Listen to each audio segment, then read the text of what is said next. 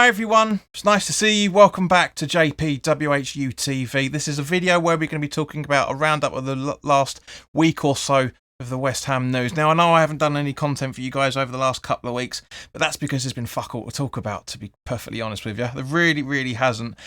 Unless you discount everything in the week or so. But over the last seven to 8 days, a lot of things have happened, which is why I've not really been making any content until you're seeing this. Now, this is being recorded on the Sunday night, so this is and will be available on Monday afternoon / evening. So, guys, for any of those that are watching the premiere of this, please don't put anything in the live chat because we won't be able to read it. We're not time travelers, at least not yet anyway. But as always, guys, this video is sponsored by the channel sponsor 3retro.com.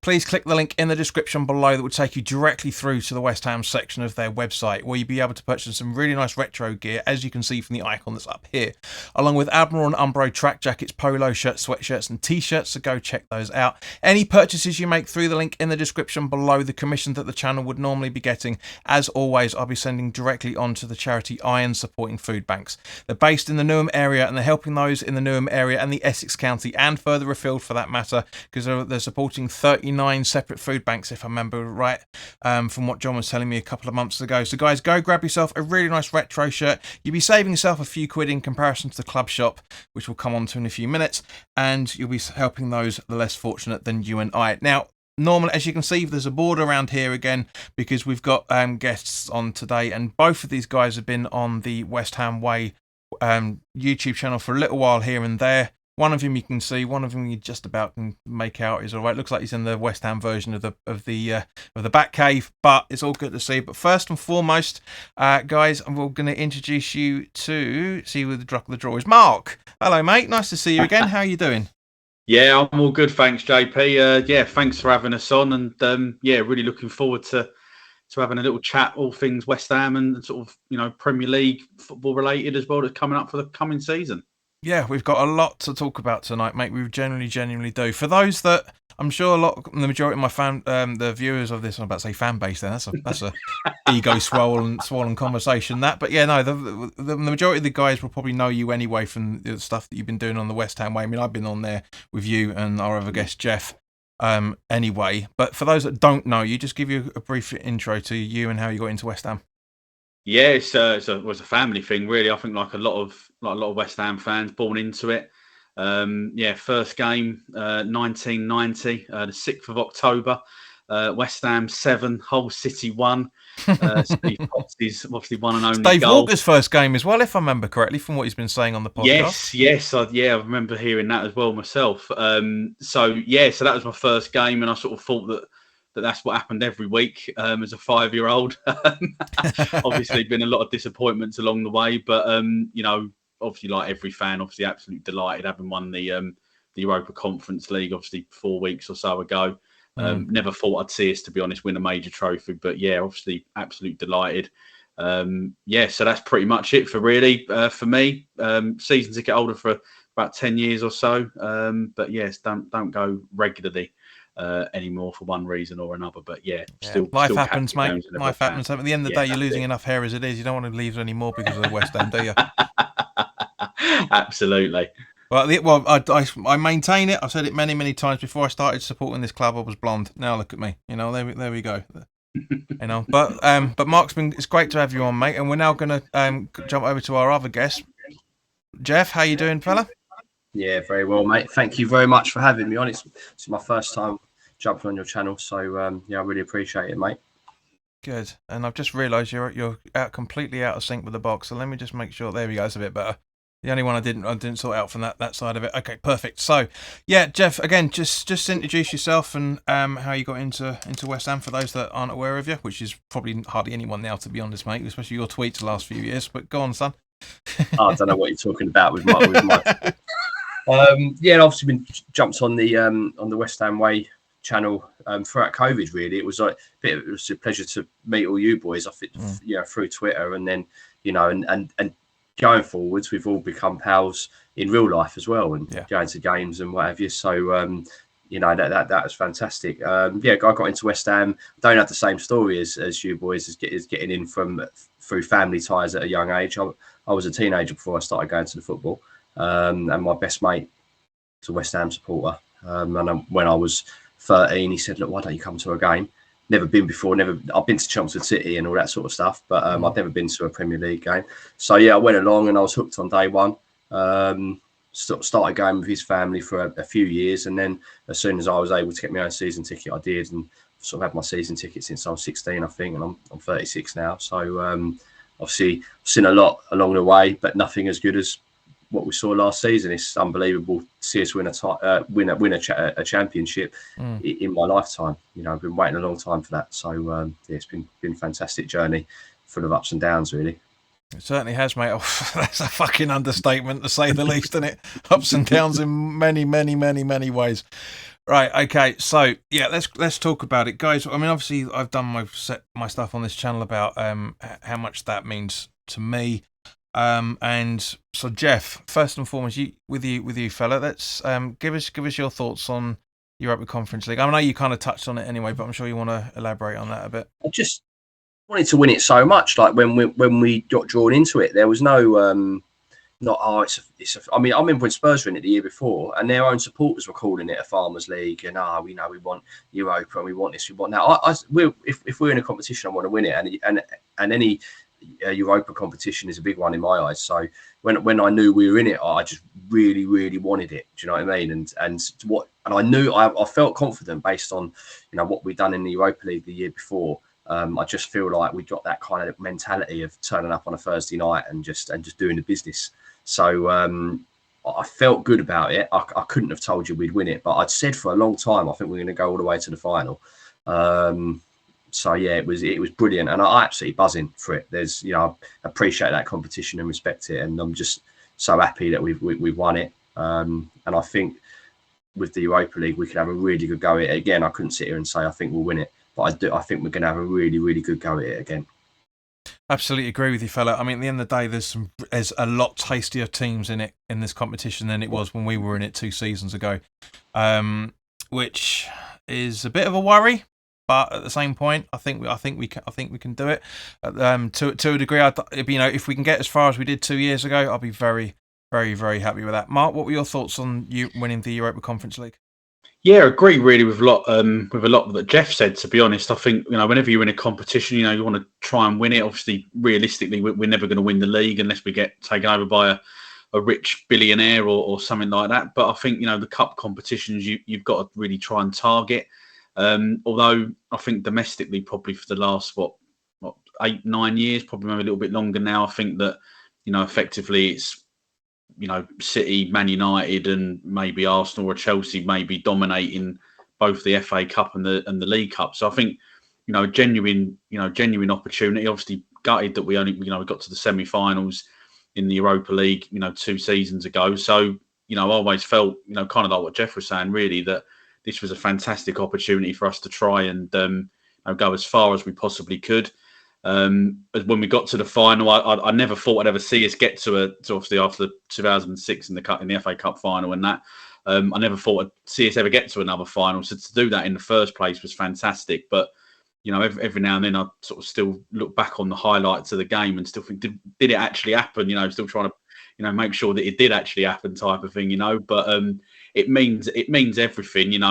30 odd, 40 odd years. Obviously I wasn't even born the last time we won a major trophy, so that it's fantastic to have seen it in my lifetime, and obviously absolutely buzzing. I think you can see everyone's thoughts across social media and everything else, how much it meant to everyone, and the celebrations afterwards looked absolutely fantastic. Yeah, I mean, I must admit, I was very, very proud to be at the parade the following day, because just from a personal point of view, more than anything else. Like you boys, I genuinely thought we were never going to see any trophy in any shape or form during my lifetime. Yes, all right, we've seen the Intertoto. Yes, we've seen we've won the playoff final a couple of times, and we've done the SBO Cups and all the rest of it. But nothing really, that anything that you can class as with any real merit. To be honest with you, And yeah, and also from not just that, it's just the last member of my family that did the trophy parade on the day I was born in the FA Cup final was my granddad. It was at Barking Town Hall when the cup was paraded down all pretty much everywhere, to be honest, everywhere in a 3-mile radius. But yeah, I was very, very proud of that to be there once and represent my family there for the second time in a row. I know it's not really second time in a row, but yeah, I mean that day of contention, as far as my mum's concerned, I say, because I was born the day we won the FA Cup in 1980, and my granddad didn't turn up until he saw the parade. That's how much it meant to him. His first UK born grandson, and he'd rather watch Billy Bonds picking the trophy up. That's all I'm going to say on it. That's all I'm going to say on it. But yeah, it was a massive thing for everybody what we got to see, and that's one of the reasons why I've done this video, because we are literally at the halfway point. It was just over 4 weeks ago that we won the trophy, and it's just under 4 weeks before the Premier League kicks off again. So it's the absolute right time to make content. As I say, I haven't done anything for a couple of weeks, but we've got a lot of very interesting things to talking about, and one of the reasons why we talk about that was obviously get your input on how you felt on it. But of course, a fringe player, shall we say, Mr. Ben Johnson has won 2 trophies in the space of 5 weeks.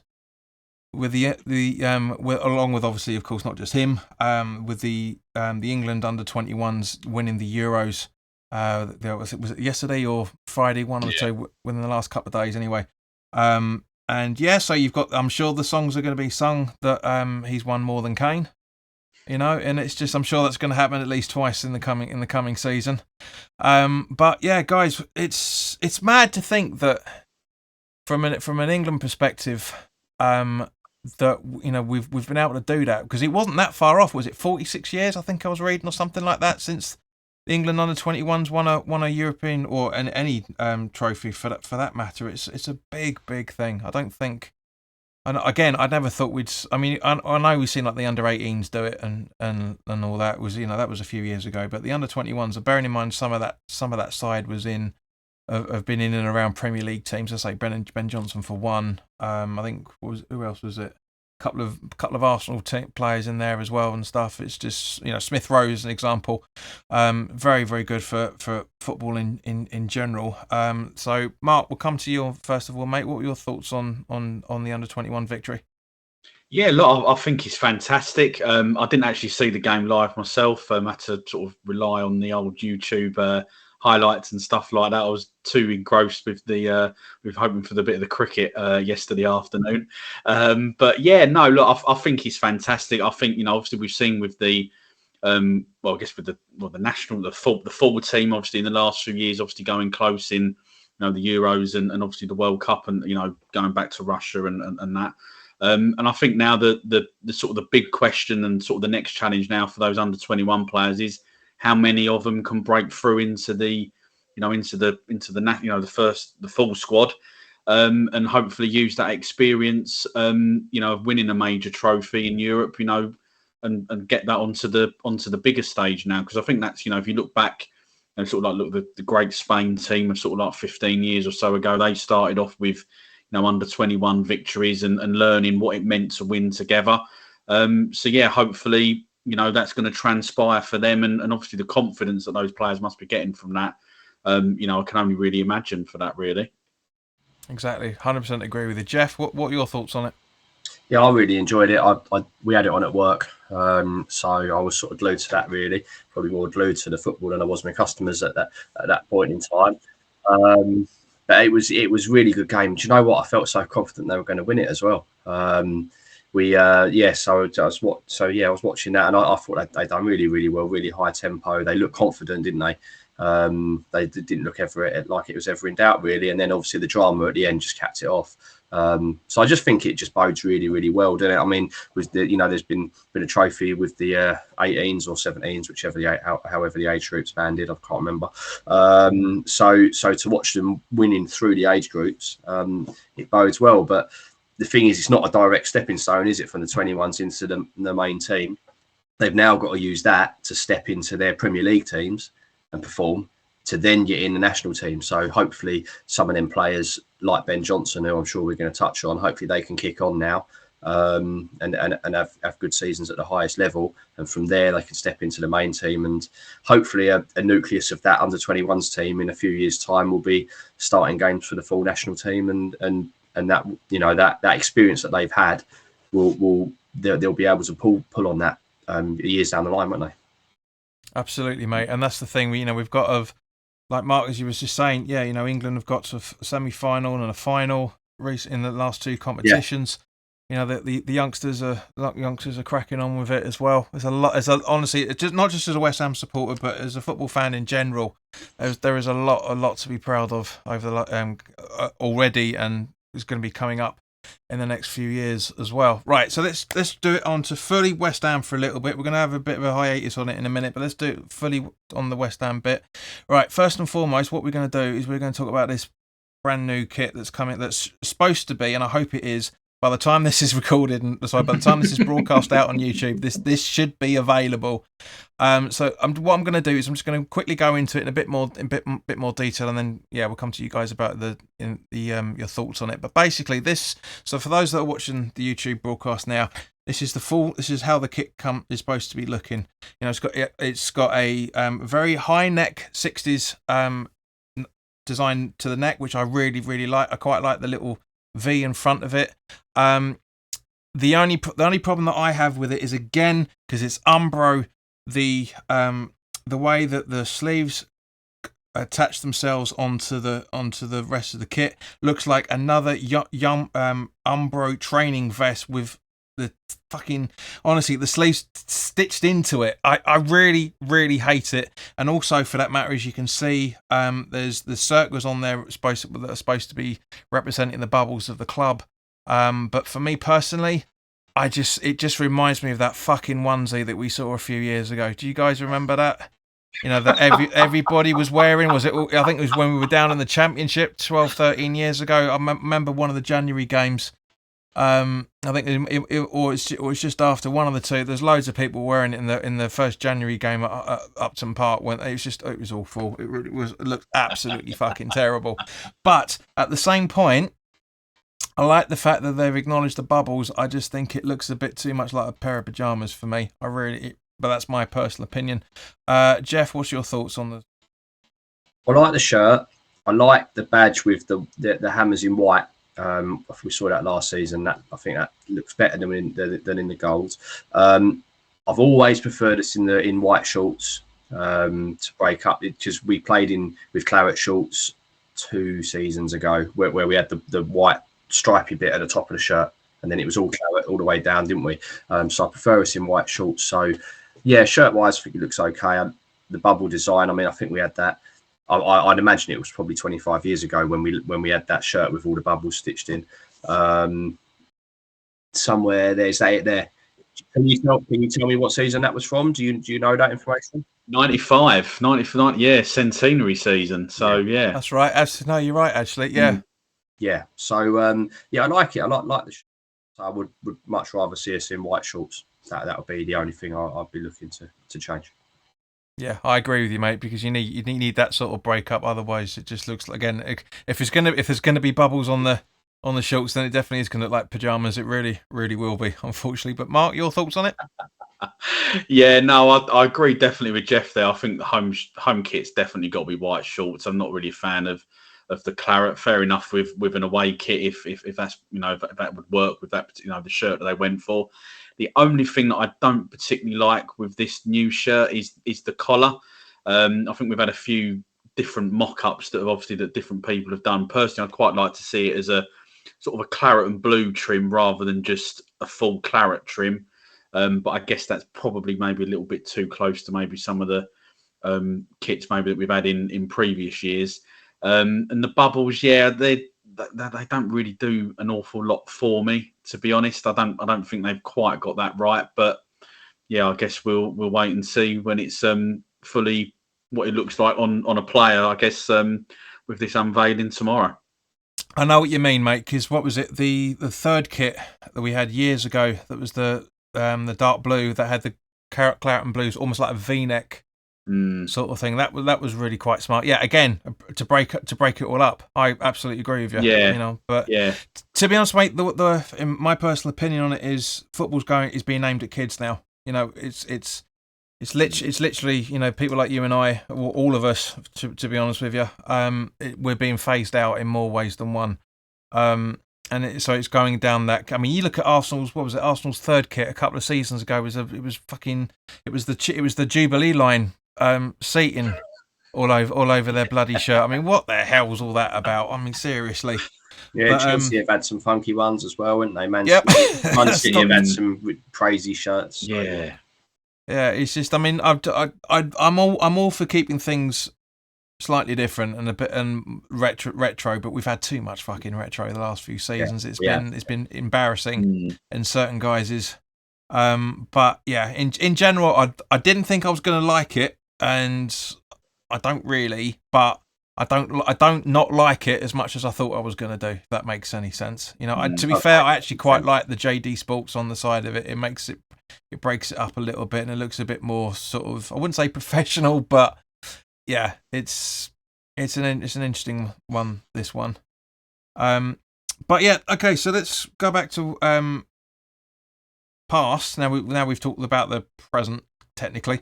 Obviously, as we know, we've cut quite a bit of an exodus from one point of view of David Moyes' backroom staff. You know, with Nevin and Warburton leaving over the last few weeks.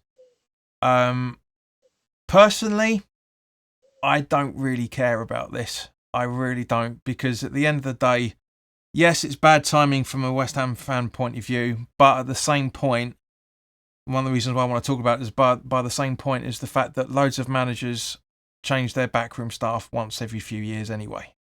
Now, I know granted that doesn't really happen with West Ham. When we've got a manager, their backroom staff changes when they get sacked. So I can see why a lot of people are saying, you know, it's an issue from that point of view. But at the same point, you know, Moyes is in the last year of his contract. On top of that, but at the same point, you know, we're also looking at changes in the hierarchy at the same time. So that could generally be the reason why. I don't know about you guys, and we'll come on to yourselves in a second, but it could potentially be with Tim's. Actually, let's combine the two together, to be honest with you, because it's kind of intimating the same sort of thing. You know, Tim Steidten's come in as a technical director, and the website confirms that he's in charge of player recruitment strategy and scouting department, working with the sporting director Mark Noble and David Moyes, the manager. Now, for me, I like a lot of us, I really don't know who Steidten is. You know, obviously from once we found out about him, we've done a bit of research, and you know, he's got a very illustrious CV. It was interesting to see that. What was it? Both Chelsea and Spurs were having conversations with him as well allegedly before he came in on that. So it's good from that point of view that West Ham haven't dithered from that point of view. You know, we've been able to get somebody in before he goes to a so-called competitor. But coming in as a technical director, that to me implies that he's not the sporting director. Sorry, the director of football that everybody thought he was going to be. For me, that sounds like he's in charge of everybody, including Moyes, and the only person he reports to would be David Sullivan. Mark, what do you reckon on that? Yeah, I think you're probably right, really, with, you know, who he's in charge of and reporting to. I think the big thing for me, I know it's slightly different roles, but obviously we had Julius under Pellegrini as the sort of chief scout or head of recruitment, whatever his title was. And obviously, Rob Newman is obviously coming in like last season, and I'm not quite sure where he's going to fit in with this new structure now. But I think really kind of like what my point is that if this is the way that West Ham are going to go, then fantastic. Then, you know, you've got to go fully commit to it. You can't, you know, after a year, like they were complaining about some of the signings that Newman had made or recommended. You know, at the start of the season, you know, when we were obviously struggling around about, you know, sort of before the World Cup break and stuff like that, and rumours and all that sort of stuff. And so I understand that maybe the, you know, recruitment is not exactly an exact science. you do have to give players an opportunity to to bed into the team in that case. And I think that's the same case as well with a strategy off the pitch. So if we're going to commit fully to a technical director, then you need to give him, the opportunity to implement, if it's a 5-year plan, 10-year plan, whatever that is, that needs to be implemented, and not after 12 to 18 months. Oh, it hasn't worked. We've signed all the wrong players. We're going to rip it up and we're going to start again. And obviously, we have seen over the years what that generally means is it then means that Sullivan phones all his agent mates up, and then suddenly we're signing God knows who. Do you know what I mean? So that's kind of like my feelings on it. I just feel that if that's the way they've decided they're going to go for this season, but you need to really stick to a plan. You see all the other clubs. City have got a clear strategy all the way through their team. Through the club. And I think there are obviously one or two others as well. Newcastle now putting the building blocks in place with obviously Dan Ashworth, and obviously he's done great work elsewhere. And I think that's really what we've got to do now. We've just got to stick to a plan, whatever that strategy is, whatever that looks like, because otherwise it just doesn't look good. And I think it just causes confusion for us as supporters, but also ultimately, people as well within the club. Absolutely agree with you. And you make a good point there, actually, mate. In terms of quite a few things, in terms of Rob Newman, for example, because as his job description is being in charge of the scouting department, you could argue that we've gone from the sublime to the ridiculous from this point of view, because we've had no scouts other than David Sullivan talking to his mates, as you've just talked about, to having a so-called chief scout, to having a technical director who's going to be in charge of what he's getting up to. Good point, actually, mate. It's a very good point. Geoff, what are your thoughts on this? It's a bit of deja vu, actually, because it was the same last year when we signed the head of scouting. About he was highly regarded and was being touted by all the big clubs, and then we came in for him and he came to us. So it's very much a similar story this year. But it's hard from an outsider looking in to know exactly how he's going to slot in. But for me, I probably my hunch would be that he's going to be supporting in areas where Noble can't, because Noble's been a football player his whole life. He's probably really good at all the fluffy stuff and being with the boys on the training field and dealing with players and all that sort of stuff. But he probably doesn't like sitting in his office filling out paperwork and doing all the boring stuff. So I would imagine that a technical director alongside a sporting director, if that's Noble's title, I'd imagine that Noble will do all the fluffy stuff and Steidten will do a lot of the boring stuff. And that's kind of how it will work. As for the people departing, it's hard to know, again, from an outsider looking in, what impact they were really having. Nevin looked like he was all over it on match days, didn't he? He's always there giving input into Moyes, and Moyes seems to lean on him a lot. You see a lot of backwards and forwards. And me and my missus, when we're watching the games, would always joke about him always on the radio. And we're going, who's he radioing? But he's always at it, isn't he? He's always doing something. So I'd imagine he'll probably be a miss. I'm not sure what Warburton contributed, because I just don't know. But we won a trophy last season, so I'm sure he'll be a miss as well. I think that the big retention that we needed was Nolan, because I would imagine that he bridges the gap between the management and the players. I'm sure he sits in Moyes' office and talks tactics, and I'm sure he sits in the dressing room with the boys and talks to them as well, and kind of is that middleman. So it's good that we've retained him. So yeah, let's just sit tight and see who we get in. We had Irvine the year before last, and you could see that him and Moyes were really connected and worked together, and there was a lot of respect there. Didn't quite feel that with Warburton this season, but then, as I said, the proof's in the pudding. We done all right, didn't we? In one regard, we did all right. The league position, not so much. So yeah, it'll be interesting. It'll be interesting to see who they bring in. But as JP said, I'm not unduly worried about it. I'm sure it won't make a huge difference for next season to this season. Yeah, you make a good point there, Geoff, fella, to be honest with you, about Warburton, because he's been used to, as he said, ever since he left, he was saying that he's used to making the decisions himself and is not used to checking with somebody else in order to do it. So I think from that point of view, I think that's the reason why he said that to save his friendship with Moyes, that he left at the end of the season, because he didn't want to get into too much of an argument with him. Was saying, not to say that he was wrong in any shape or form. At the end of the day, football's all about opinions. Moyes has been wrong on certain occasions. Moyes has been right on occasions, but he's stuck to his guns because that's his opinion as a manager, and fair play from that point of view. But also at the same point, that was the thing. You're absolutely right with Nolan. He knows the club more than anybody else.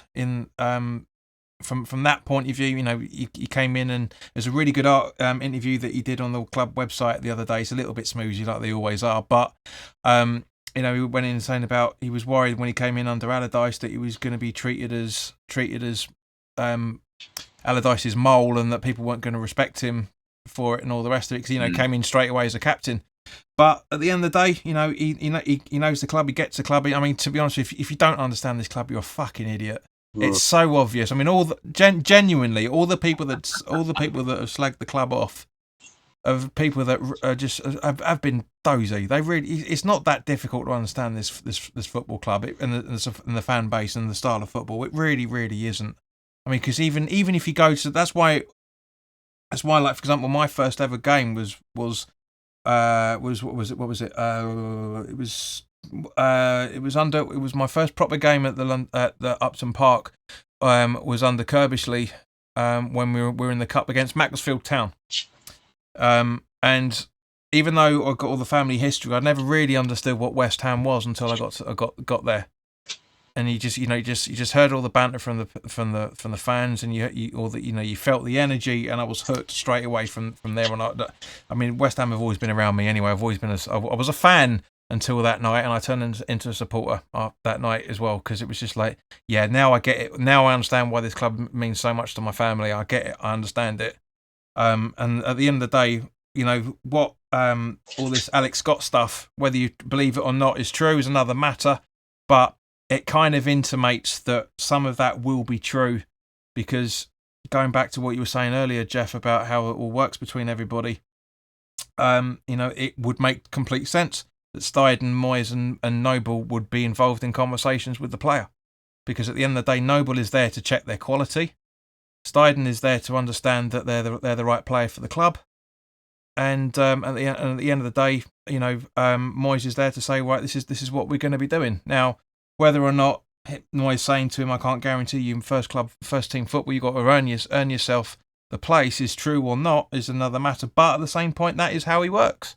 Mm-hmm. He said that to everybody. You can't just you can't do what a lot of people are saying at the moment about, just smoozing them and just going, being a politician and saying, yeah, come and play for me and you'll be starting every week. And then, yeah, he signs on the dotted line and then he's on the bench for 6 weeks. You're going to piss the player off. You've got to be honest with him straight away. Just to let you got to, this is a good club. This is a big club. We've got a lot of ambitions, and you got to prove yourself. You got to be worthy. And it's likewise when you start a new job and you go through your probation period. It's not just you testing them; they're testing you at the same point. And it's just, and that's the way it should be. And I really generally think that, I think a lot of people have been making too much of a meal of this. But because that's the reason why, because a lot of the fan base have got nothing better to do. It's just like, it's like for example, complaining about the kit. Oh, everybody else has got them. No, they ain't. Only a handful of them have got their new kits available.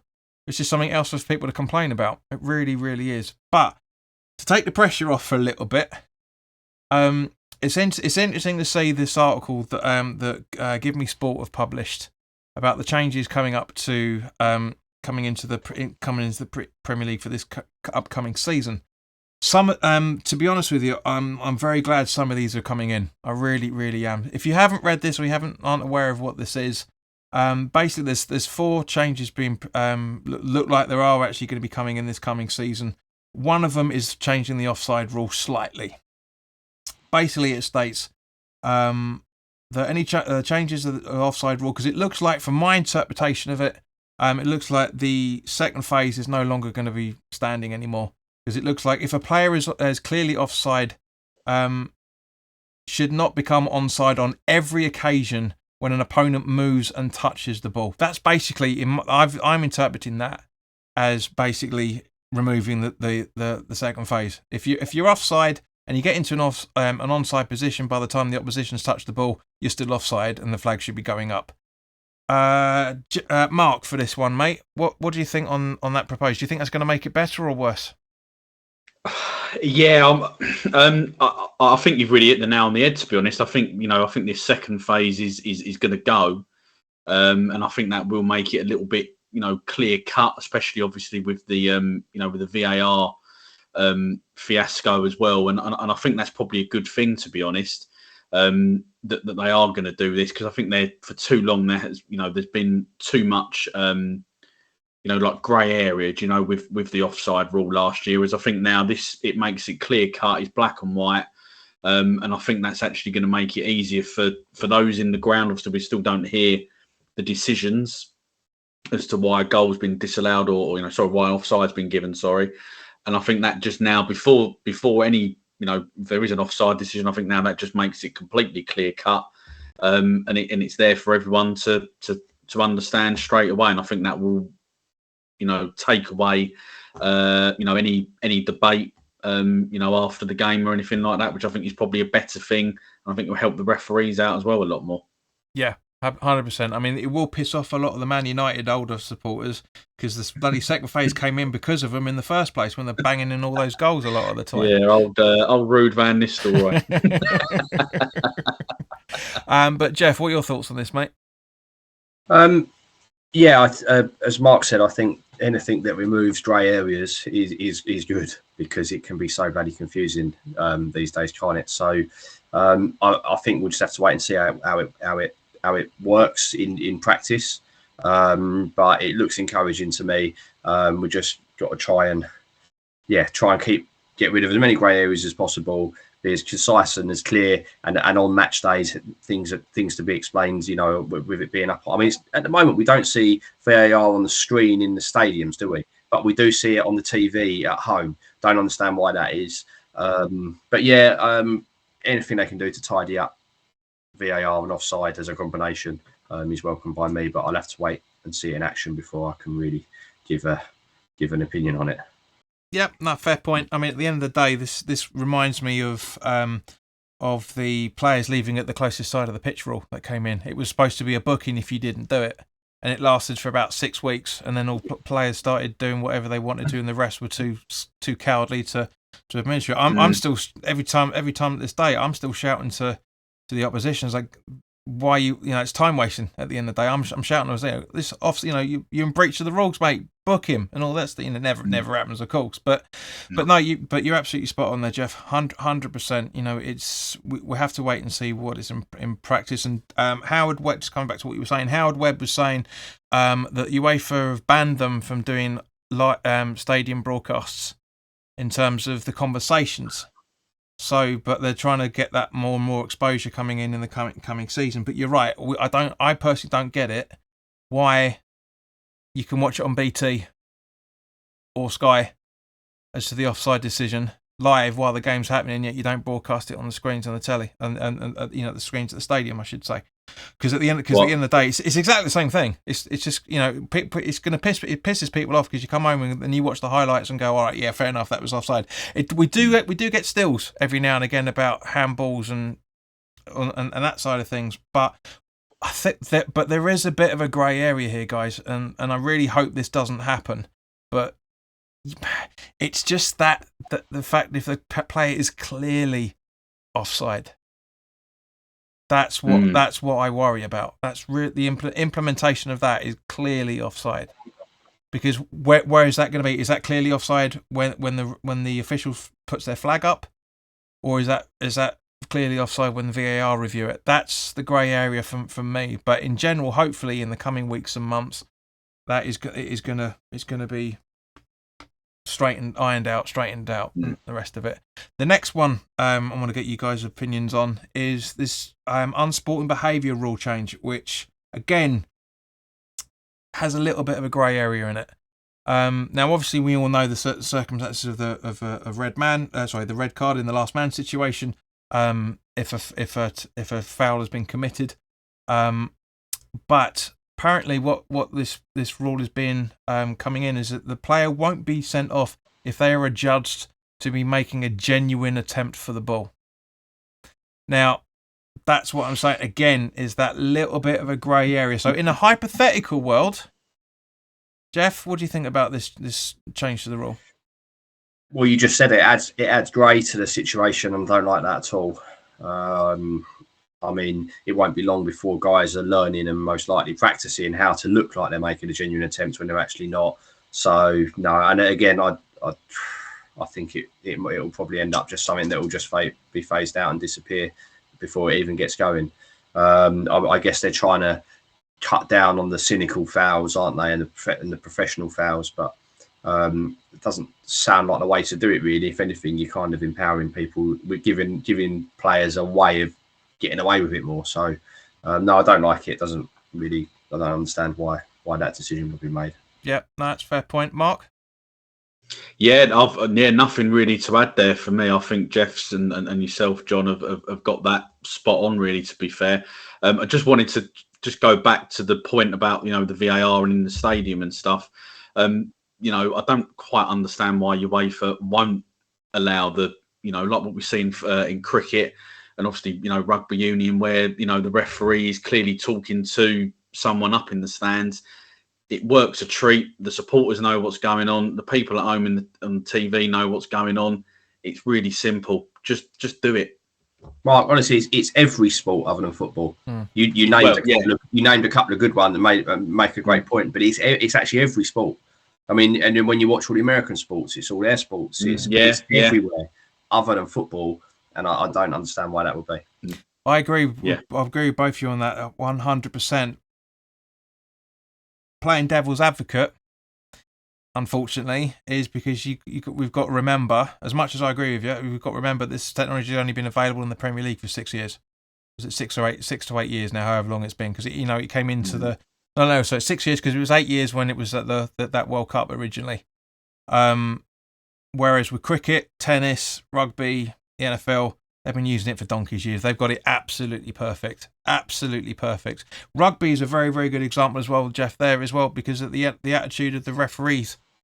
Yeah, they're 100% respected. They're not in football. That's the other thing. That's as much as you got for anybody that's, if you guys watch my previews, or for those that have been watching the channel for a few years, I've got a long hit list of referees. I can't stand them, but at the same point, if the players were treating them with more respect, I think they get decisions better, because I do think they are nervous quite a fair bit on that, but that's a conversation for another time. Now the next one's quite interesting, and I don't think it's going to work in any shape or form, but I do genuinely get the idea of why they're doing it. Is goalies will be punished for distracting an opposition player during a penalty shootout. Apparently, what it is, this rule means that goalkeepers will now be disciplined. Interpret that how you will. If they try to delay the taking of a penalty or kick, stroke, touch the woodwork of their goal. So, for example, if they're kicking mud off their boots, they're still allowed to do their kinetics when they're doing all that and all the rest of it. They're still allowed to do that, but they're not actually allowed to do any other form of intimidation when it comes to the players. So, come to you, Geoff, on that one. I don't really know what the issue is in the first place. Why you would want to? I mean, a bit of verbal and a bit of back and forth. It's all a bit of fun. I don't really understand. If you can jump around and do all the rest of it, I don't really understand what having a little word in someone's ear. Bit of, I don't know. It's all part of the fun, if you ask me. So it seems like a strange thing to be so bothered about. You make a new rule up over it. Do you know what I mean? I think it was down to the fact, because I remember reading in that article, they referenced the Argentina goalkeeper a couple of times and what he was doing. Yeah. So I think it's off the back of not just that one specific instance, but like for example, because all you're going to do is you're going to get more footballers, outfield players, I should say. All you're going to do is you're going to get more of them kicking the penalty spot and all that sort of stuff as a compensation for it. But anyway, Mark, your thoughts on this? Yeah, I don't feel it adds anything to the game at all. But by doing that, I think you're going to end up, it'll go the other way, kind of what you're saying there. JP, that I think you'll get the outfield players probably trying to give the verbals instead of the goalkeeper. What I would rather actually see him bring in is stopping the time wasting from things like goal kicks. I think that's more of an issue than a goalkeeper getting into someone's face about, trying to put them off with a penalty. It's all about mind games. It's almost impossible for the goalkeeper from penalty now anyway. They can't move off the line. They've got to stay on the line before the ball's kicked. Adds nothing for me. Adds nothing. Yeah, no, agreed. But at the same point, coming on to what you're going on there is going to be changes to the extra time rules for a prolonged goal celebrations, which you could argue, from one point of view, is the next step onto what you're talking about there, Mark, in terms of goal kicks being taken. I'm sure that's going to come in at the same point. Now, basically what it is I did a bit more research after I read that article, because you can argue that's the reason why we had 9 minutes of a 5-minute added time in the Conference League final. Mm-hmm. Yeah, because Bowen's celebration lasted a long time. It lasted a long time. Jeff's disappeared for a second there. Oh, there we go. Oh, he's back. Hey, he disappeared for a second there, mate.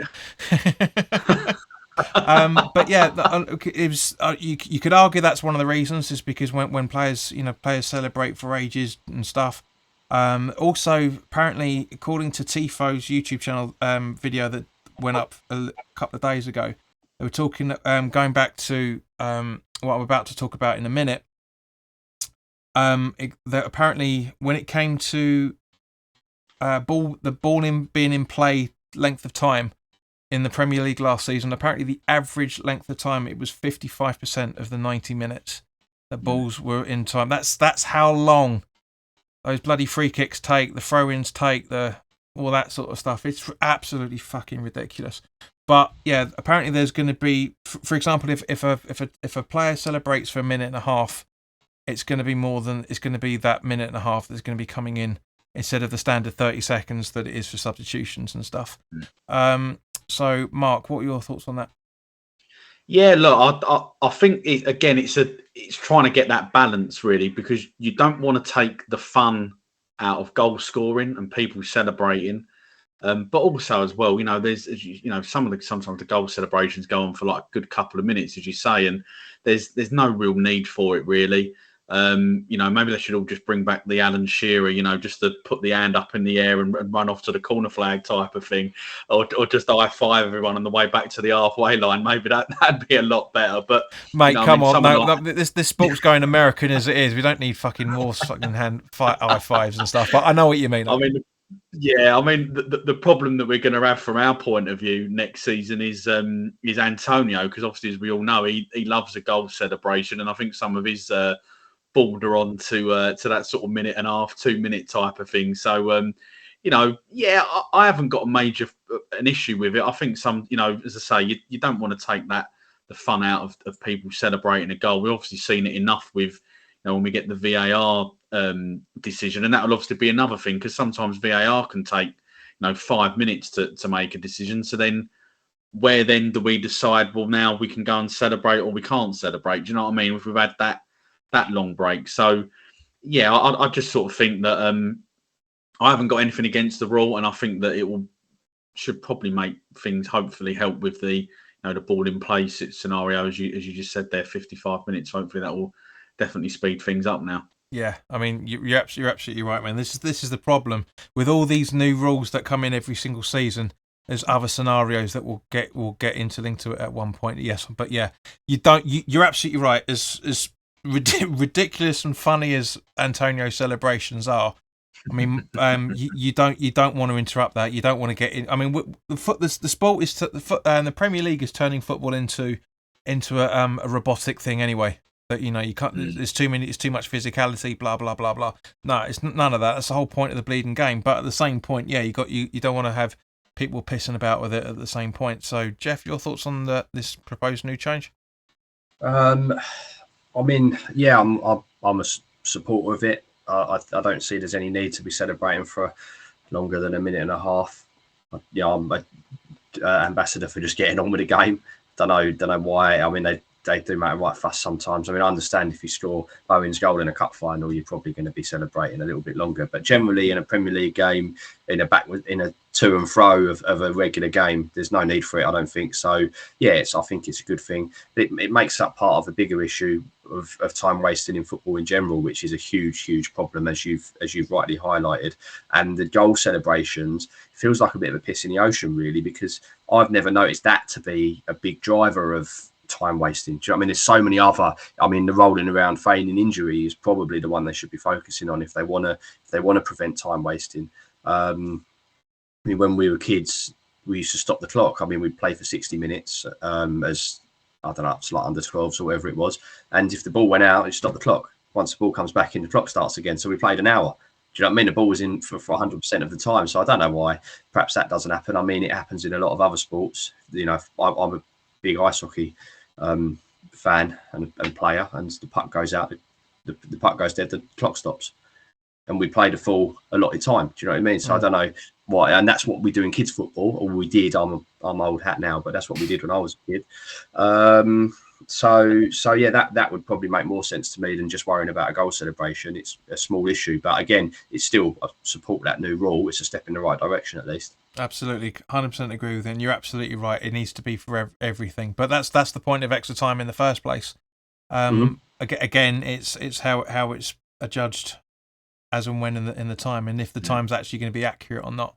But the last one we're going to talk about before we get back onto the West Ham topics, and Rory Delap, if you're watching, your season's screwed, mate. It really genuinely is, because basically what the this last one, I don't think it's going to come into the Premier League, but it might do, because it's certainly been removed by the EFL. We know there's a big gap in terms of rules and stipulations between the EFL and the Premier League. And the FA, if they ever remember, they're in charge of football. Is that using a towel to wipe the ball down for a throw-in is apparently now going to be outlawed.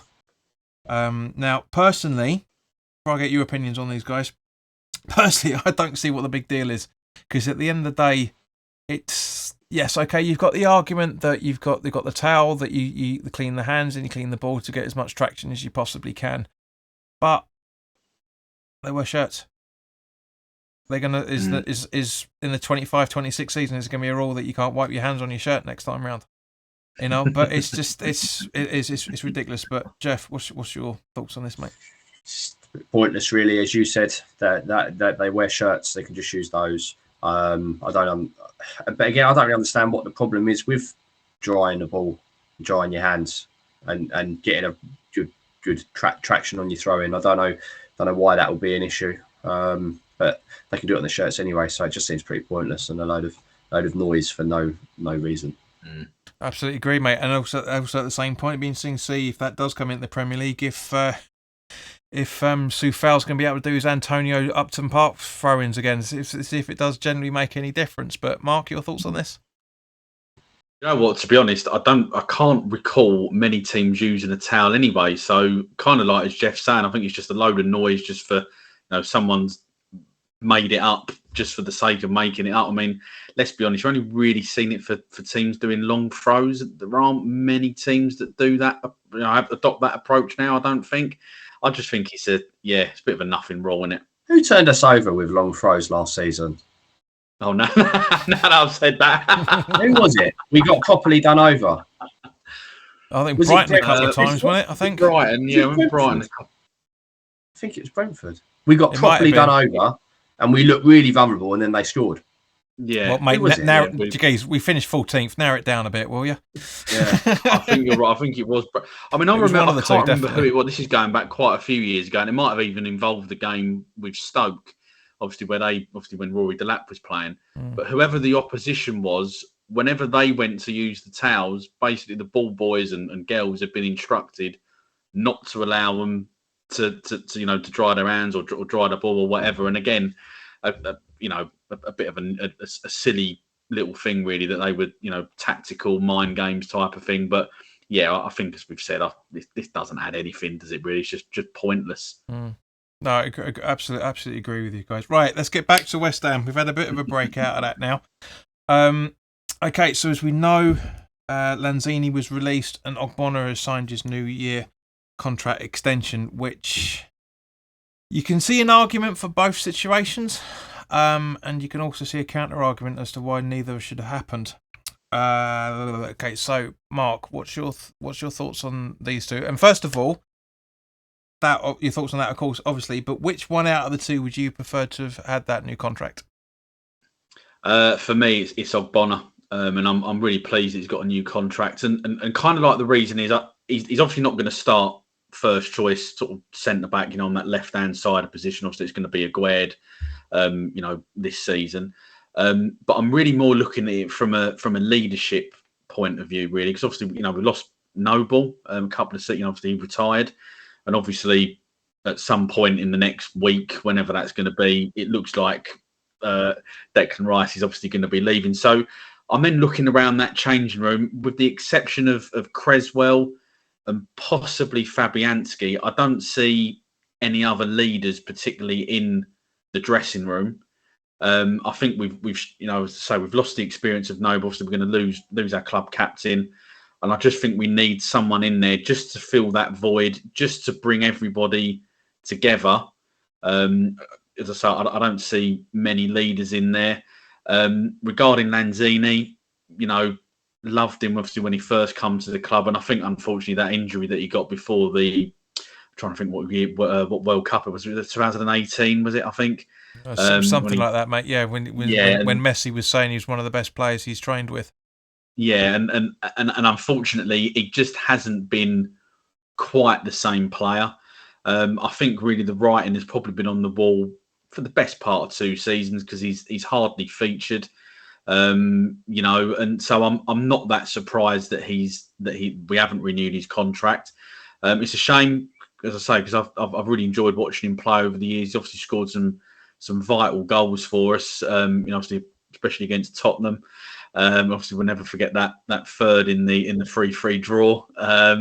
But I think it's the right time for him to go and get some regular first team football, whether or not that's back home in Argentina or whatever. Obviously that will remain to be seen, I think. But I think it's important for him at his stage of his career. What is he, late 20s into the 30s now, that he needs to be playing regularly, and he's not going to get that, I don't think, under Moyes. Yeah, no, that's one of the reasons why Moyes said that they were releasing him, because he says he deserves to be playing more football. Whether that's lip service to the fan base is another matter. There's a couple other points I want to comment to you on that, but Mark, but Geoff, I want to get your thoughts on that first. Well, I just completely agree with what Mark said. I haven't really got a lot more that I could add to that. I think it's great news that Ogbona's staying from a leadership perspective, also as a backup centre in the centre back position.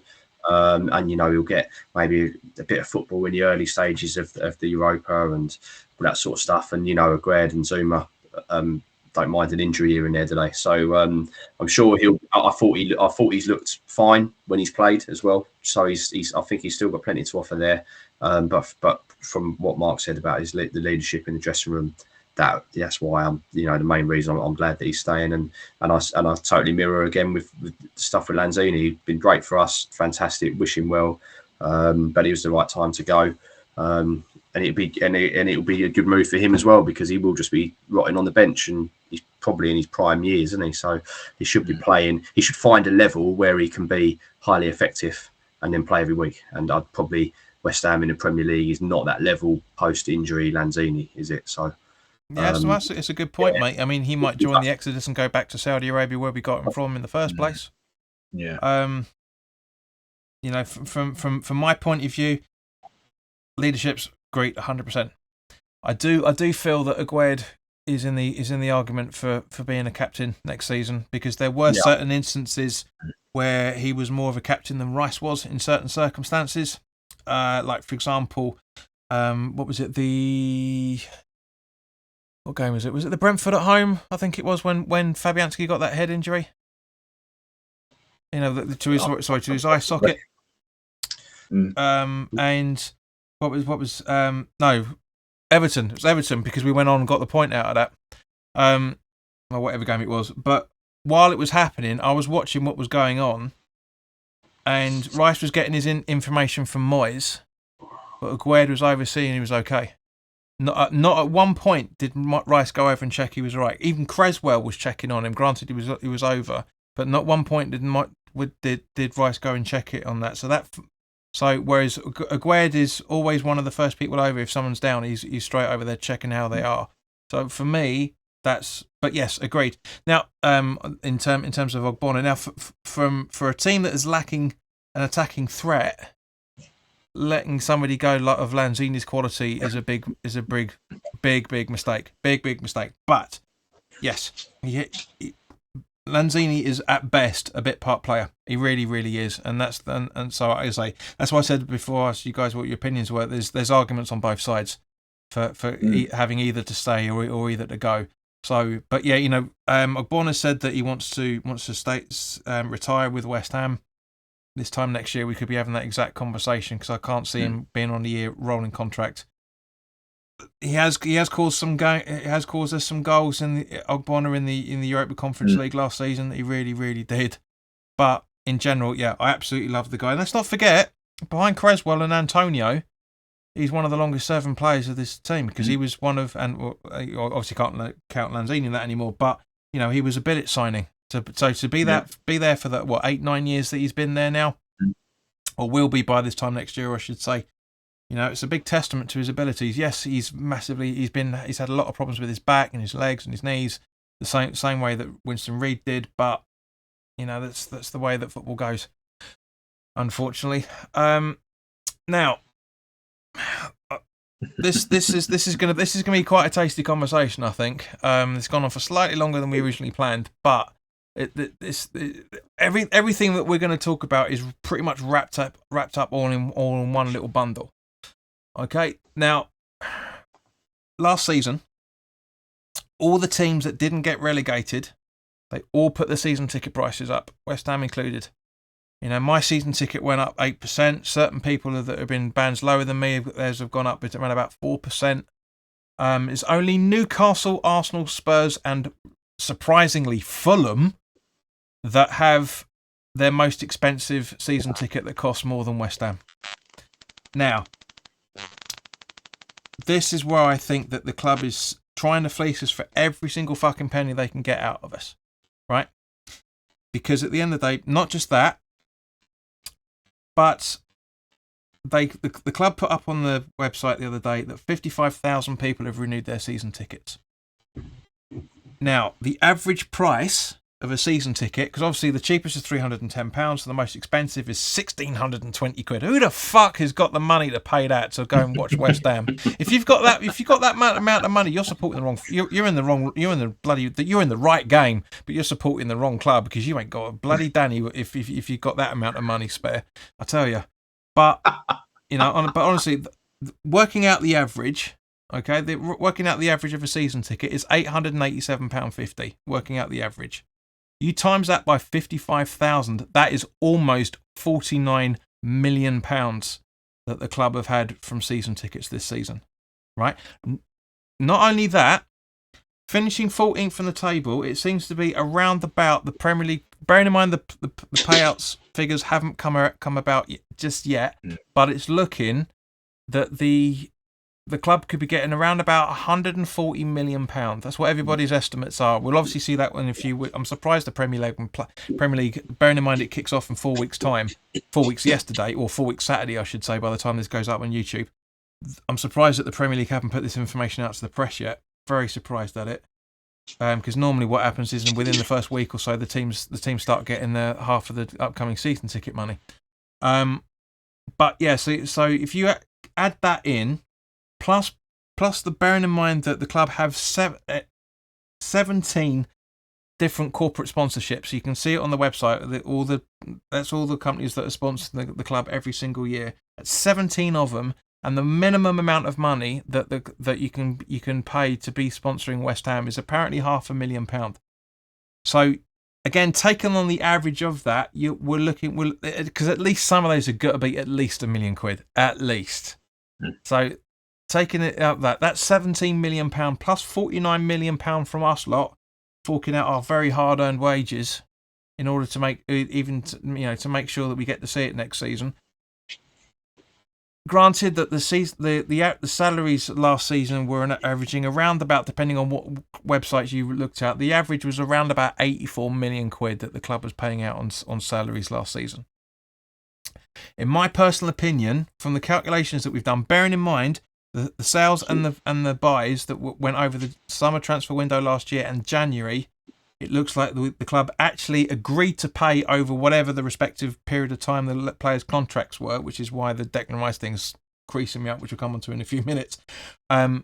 We paid £137.5 million out. Now, at the end of the 21-22 season, we had £96 million in the cash and hand, cash and in the bank beforehand, spending £55.6 million, leaving a profit of £40.8 million before the season before last kicked off.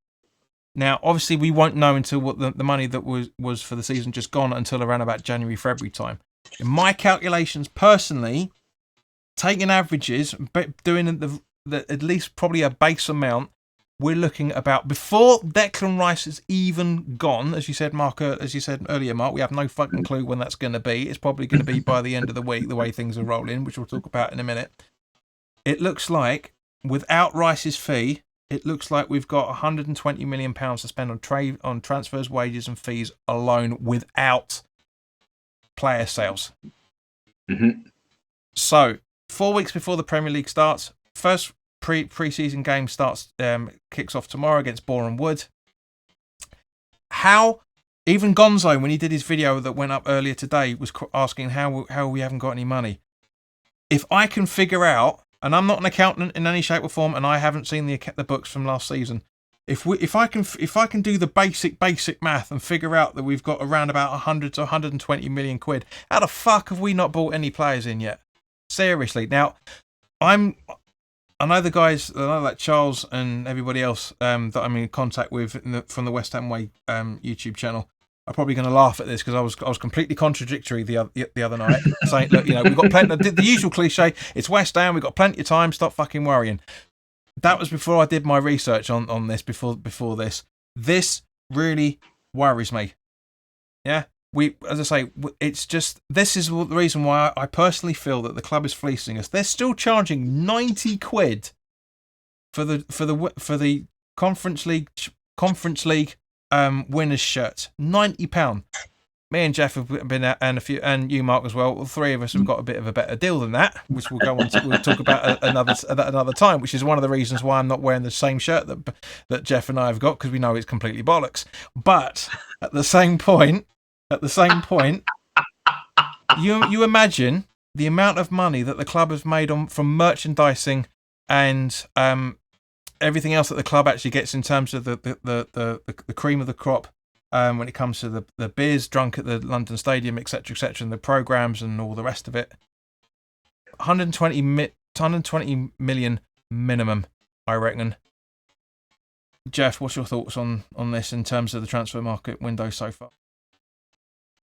Well, I mean, it's good they run a healthy business, but then, as you said, we just need to start spending at some point because we're losing a big part of our team, aren't we? With debt going out, and some other levers we've had. So, if they generate profit, then good for them. But we've got to start spending. I can't believe that we've not made a single signing. It stinks of the fact that we're just going to spend the Declan Rice money. Wouldn't surprise me if we only spend 33.3 million this window. Do you know what I mean? Money in, money out. That's what it seems like to me. So, I don't want to. I see loads of people panicking on Twitter. Saying, "Well, we're fucked. We've not done anything yet." And I'm one breath, I'm reading it, thinking, "Stop panicking. I'm sure it'll come good." But then every day passes, there's not even like any sort of concrete interest coming out. Like there's nothing. So I don't know. Let's sit tight and see what happens. But they've got to start getting a wiggle on, I would suggest. Yeah, no, I 100% agree, mate. As I say, it's just... Anyway, Mark, give us your thoughts on that one. I can post myself. I mean, to be honest, I've done no calculations, but I mean, it apart from the 140 million that we allegedly getting for finishing, where we did in the league. I do find it bizarre, that we haven't made any concrete moves for anybody yet. We know it's been obvious for the best part of I think if the World Cup had been like last summer, I think we would have lost Declan Rice then, like after that tournament, if I'm honest. That's what I always felt, but we got that saving grace of a season as a result of when it was. So we've had all that time just to know that we needed to replace him. So why isn't there any bids? We don't, obviously we've been linked with a couple of players, but that seems to have gone cold. Those sort of links with I think there was a lad from Ajax, I think it was, that we were linked with, sort of a few weeks back. I find it bizarre, and I hope that you're both wrong, that we're not just going to spend the Declan Rice transfer money. I hope that's not the budget, because I would have serious, I think we'd have massive, reservations as a fan base if that was going to be the case. It makes no sense. We've just had the best season that we've had, in certainly probably in our lifetimes, pretty much. I think it's probably fair to say we've got a great opportunity now to try and, to build on that now, to move forward, and trying to get a little bit more consistent in the league. And at the minute, it looks like we're going to blow it, and they're almost just settling for the status quo of, oh, it's all right, we'll be in the Premier League again next year. Moyes will keep us in the league, finish mid-table, happy days, without actually showing any real ambition of kicking on. Well, I'm hoping, mate, the only reason why you said status quo is you got that Stratocaster sitting in the background. But seriously though, yeah, I agree with both. Now I've got issue with what Sean Whetstone said about the Arsenal payments. Right, I agree that it would be on over a 3-year period. But it makes no sense. I'm not saying he's wrong in any shape or form. I'm not saying that his best Welsh mate is told him a load of bollocks. I think he has, but because basically, let's not forget when it came to the Rice deal. Yeah, City put a bid in roughly the same amount of money that Arsenal did. Tit for tat here and there, a few million quid different here in terms of add-ons and all the rest of it. But they offered it apparently on a 2-year deal, from what X has been saying.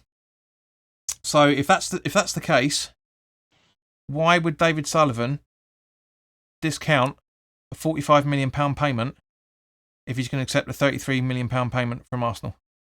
This is one of the reasons why I said on the previous video that I did about where I said about is Rice going down, is following David Beckham's footsteps, is because I genuinely think that Rice being sponsored by Adidas is the reason why he's going to Arsenal and nowhere else, because Adidas make their kits. And unfortunately, this kind of backs up what I was saying in there. I'm not saying that that Sullivan isn't the case, but for Sullivan to reject David Sullivan, for David Sullivan to reject Man City's bid, that is going to offer more money than apparently we're going to be getting from Arsenal, makes no sense. Makes absolutely no sense. Other than Rice went, I don't want to go to City. That's it. I think that's the only. From a financial point of view. Again, it makes absolutely no sense that you're going to turn down more money for a club that's going to pay you less. But it's coming from Rice, I assume. I mean, he's probably the biggest part of this, isn't he? It's not Sullivan or the clubs. It's where Rice wants to go. He sort of, the player holds the cards really, to an extent. I mean, the player power is through the roof in football in general now. But the word is that he wanted to stay in London, and that he's met Arteta previously, and they've got an understanding. So I guess that would probably be the reason why. Yeah, no, I completely agree with you, 100%. But at the same point, I give David Sullivan 100% credit in this for sticking to his guns and getting the amount of money that the club needs. Definitely. Yeah, we've all criticised him many times, but I also will praise somebody if they make the right decision. Because you got to do that. You can't be a Twitterite and just have a go at somebody all the time, and then when they do something that is actually pretty good, you can't sit there and go, no, you're still shit. You don't know what you're doing. No, the life doesn't work that way. But at the same point, it just doesn't make any sense. Yes, it's good, Jeff. You're absolutely right. It's quite clear in this instance that the player power is right from that point of view. that Rice, there's loads of other reasons why Rice wants to stay in London, and I don't blame him in any shape or form. I really, really don't. But I do think the corporate sponsorship of him is the key factor of it. Otherwise, he'd fuck off to Man City. I generally think it would be. Because his kid's not that old in terms of uprooting. Yes, okay, he lives with his family, and that's fair enough, because he would have to uproot the rest of the family. But if he was on his own, there's there's a lot more complexity to this deal than in his situation that everybody realizes, and I get it, 100%. I don't know the whole all ins and outs of it, but if the Rice deal is announced within the next few days or the end of the week, it obviously looks like he's going to be signing for Arsenal on a 3 or 4 year deal, probably a 4-year deal, because that's what they were trying to extend it out in the first place. Now, this is where the hypocrite of me comes out by praising Sullivan, because at the end of the day, he's having a go at Arteta and the Arsenal board for doing what he's been doing for 12 years. Yeah, we're going to sign you, but we're going to pay you over a 4-year period. So I agree that from one point of view that the club needs money, because as I say, we don't know what the loss was last season. That won't be published for another 5 or 6 months yet. I understand that, but at the same point, and I will mention this when I review the accounts whenever they come out, if it shows we still made a profit at the end of last season, it just shows how much of a twat Sullivan is when it comes to doing business deals. If we're heavily in profit, I mean, I know £40 million from a footballer point of view is like being your last working day before you get paid is like having a fiver in the bank account. I know 40 million is relatively nothing. It's what, 1.5 Hugils? I know we haven't said that for a long time, but what is it? It's generally at 1.5, 2 Hugils, or 3 Hugils, I think, from that old conversation, the conversion. But at the same point, I've said it many times when I've done the accounts, and I don't think last season is going to be any different. We're never as strapped for cash as Sullivan likes to make out. We never are. We're never in a healthy position. We never have been. For a long time. But we've never actually spent the amount of money they're talking about. We didn't spend £137.5 million after sales and purchases. We spent 55.6. Because you look, plus a few other millions on the previous deals that they had to pay out for. So it's say for example, for argument's sake, we spent £60 million last season before last on wrapping up contracts, and it's bad news. It really, really is. But at the same point, every club's in the same position. You look at Chelsea, £121 million trading loss for the end of the 21-22 season. Fuck knows what their records are going to, their end of year reports are going to be for the 21-22 season. Sorry, 22-23 season. Christ knows how they're going to be. But it doesn't matter, because it's nothing to do with West Ham. But it's all in. It's one of the reasons why Mason Mount's gone to Man United for 60 million quid. If he didn't have his pelvic problem that he had last season, he'd be going for 70 or 80. I guarantee it. But anyway, guys, wrapping this up. I kept this last because we're all fucking sick and tired of this story. But Geoff, I want to get your thoughts on when the move does happen. How will you be treating Rice when he comes to play against West Ham? Yeah, giving him a clap, and I'm not really too emotional about it either way. Like, I wish him well. He's done his job for us, hasn't he? He's given us 6 seasons where he's put he's had his heart on his sleeve. He's given it everything, every single game. We've won a trophy. He's generated 105 million for the academy. Fair play to him. All the stuff about him going to another London club, that's his preference. So what is what it is. I at the same time, I'm not going to cry about it, or miss him unduly. Like, it will just be, I wish him well, and now he's an Arsenal player. Give him a little clap and hope that they lose every game. After that, do you know what I mean? I don't want to see him do well just because he's there. Do you know what I mean? But I'm still really grateful to him, and I know we don't want to kick the word around too much, but he's probably a bit of a legend, isn't he, for us? And no, yes, that's a spicy word there, mate. No. No, but he's captained a side to a trophy. Yeah, Club hero And rather than legend, mate. That's icon. I think he's in icon, that. yes, I think but he's in that conversation now. yeah. I do think he's in that conversation.